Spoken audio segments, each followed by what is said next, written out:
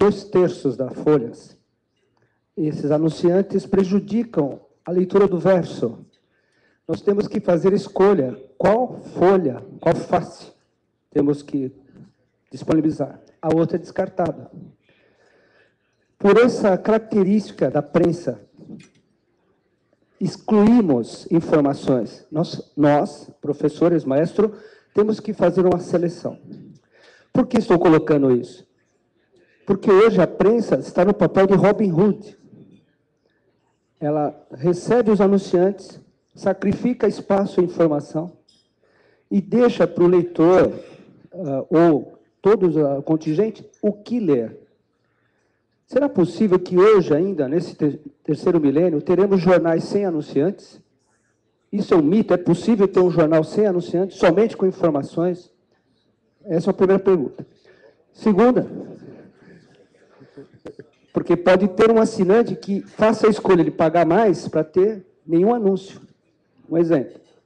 E a segunda, como desconcentrar os grandes jornais dos centros, das metrópoles, e regionalizar mais, penetrar como fio capilar, como organismo, que vá até as periferias com qualidade, que esses jornais cheguem, nem que seja de valor reduzido.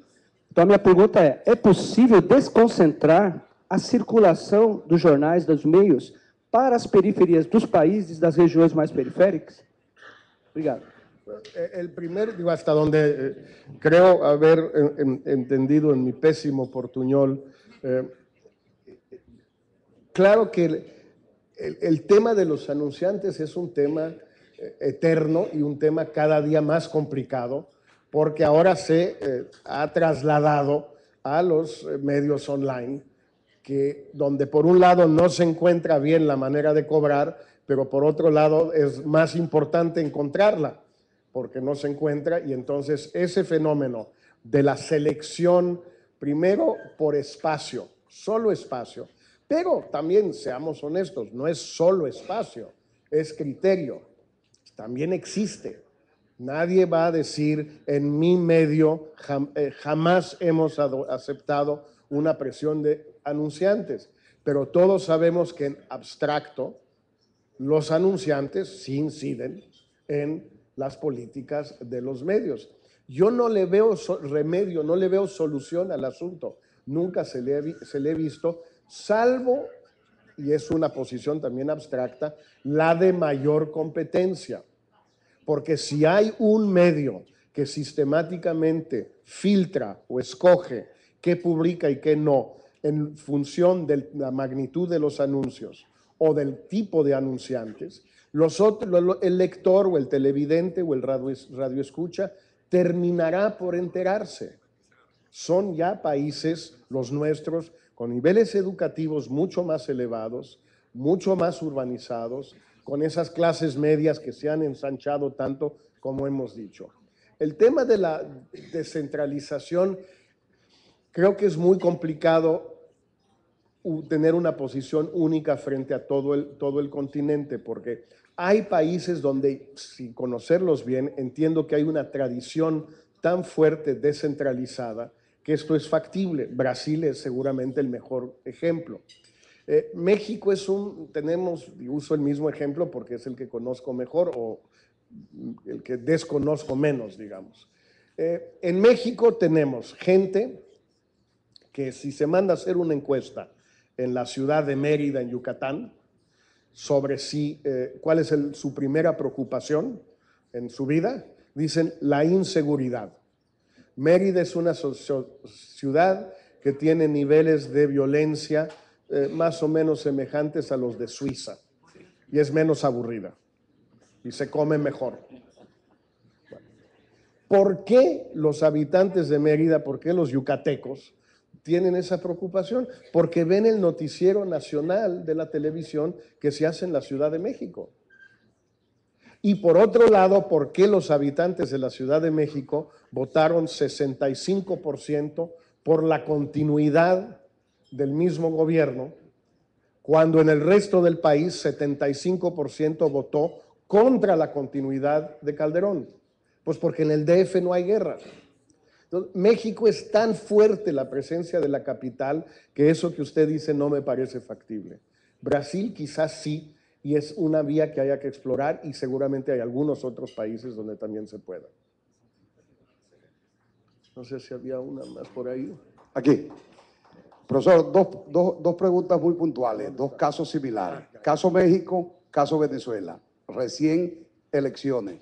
En Venezuela, una abrumadora utilización de los recursos del Estado a favor del candidato presidente, de manera grosera, grotesca, etcétera, etcétera. En México, de nuevo López Obrador objeta la elección por considerar de que hubo abuso en el uso de recursos privados porque no podían ser gubernamentales o gubernamentales de algunas gobernaciones por parte del candidato del PRI. En ambos casos, por lo menos en el caso de Venezuela, se plantea regular, normatizar la participación de los presidentes cuando van a la candidatura presidencial. Caso de Estados Unidos, por ejemplo, ¿no? Ahora, en el caso de México, ¿qué se plantea con relación a eso? Bueno, depende quién.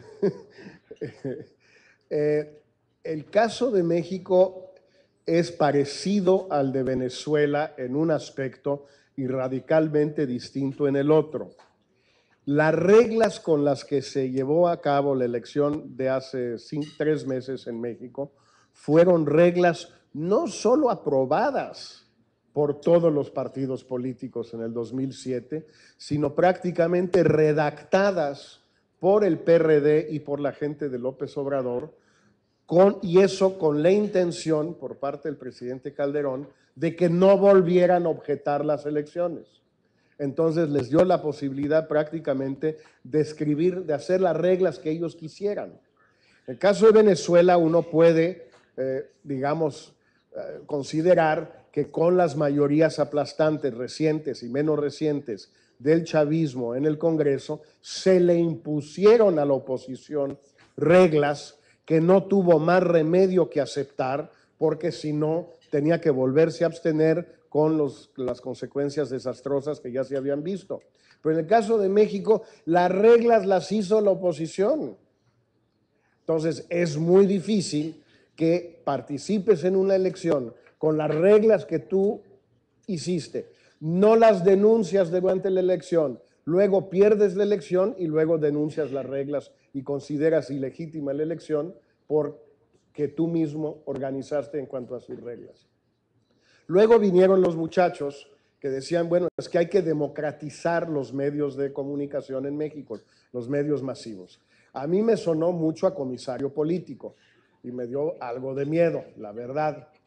Dicho eso, hay un problema de competencia real en los medios masivos en México, como lo hay en muchos de nuestros países. ¿Para qué nos hacemos tontos?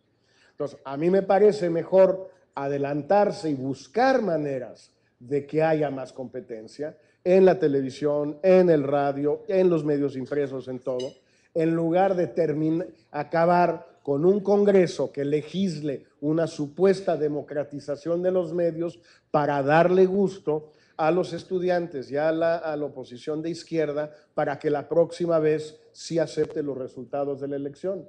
Pues va a pasar lo mismo, no los van a aceptar mientras pierdan y van a seguir perdiendo mientras sean los mismos. Esa es como la veo.